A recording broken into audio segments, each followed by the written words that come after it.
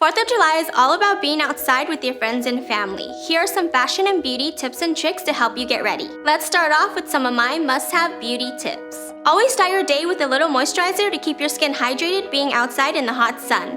Opt out for an oil-free moisturizer and always apply sunscreen. Before foundation, apply a thin layer of primer to keep your makeup on all day from separating and sliding off. Another cool thing about summer is how low-key everyone is, which means wearing less makeup. And vacay mode bronzer is perfect for that.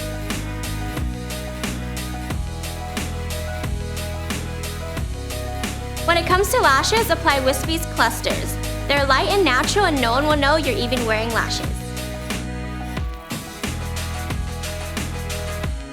Stay away from highlighters and dewy products. That hot weather will give you a natural glow.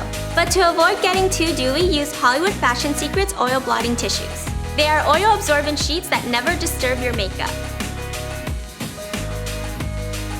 Add a little festive, sparkly interest to your look with glitter and stars using Duo Quickset adhesive. Always set your makeup. Motto in a Bottle is the original setting spray and is still considered to be one of the most used in the industry.